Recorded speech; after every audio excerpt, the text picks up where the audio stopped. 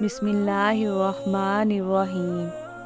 حضرت ابو بکر صدیق رضی اللہ تعالیٰ عنہ کا احتیاطاً باغ وقف کرنا۔ ابن سیرین کہتے ہیں کہ حضرت ابو بکر صدیق رضی اللہ تعالیٰ عنہ کی جب وفات کا وقت قریب آیا تو آپ رضی اللہ تعالیٰ عنہ نے حضرت عائشہ رضی اللہ تعالیٰ عنہا سے فرمایا کہ میرا دل نہیں چاہتا تھا کہ بیت المال سے کچھ لوں، مگر عمر رضی اللہ تعالیٰ عنہ نے نہ مانا کہ وقت کی دقت ہوگی اور تمہاری تجارت کی مشغولی سے مسلمانوں کا حرج ہوگا، اس مجبوری سے مجھے لینا پڑا، اس لیے اب میرا فلاں باغ اس کے عوض میں دے دیا جائے۔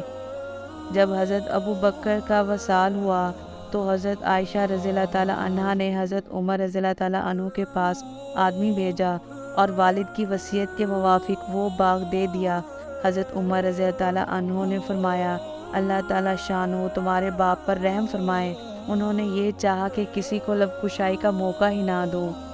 غور کرنے کی بات ہے کہ اول تو وہ مقدار ہی کیا تھی جو حضرت ابو بکر صدیق رضی اللہ تعالیٰ عنہ نے لی، اس کے بعد لینا بھی اہل الرائے کی اسٹار پر تھا اور مسلمانوں کے نفع کی وجہ سے اس میں بھی جتنی ممکن ہے ممکن احتیاط ہو سکتی تھی۔ اس کا اندازہ قصہ 4 باب 3 سے معلوم ہو گیا کہ بیوی نے تنگی اٹھا کر پیٹ کاٹ کر کچھ دام میٹھے کے لیے جمع کیے تو ان کو بیت المال میں جمع فرما دیا اور اتنی مقدار مستقل کم کر دی۔ اس سب کے بعد یہ آخری فعل ہے، جو کچھ لیا اس کا بھی معاوضہ داخل کر دیا۔ اگر آپ کو ہماری ویڈیو پسند آئی ہے تو ویڈیو کو لائک کریں، چینل کو سبسکرائب کریں اور مزید اس طرح کی ویڈیوز کے لیے بیل آئیکن ضرور دبائیں۔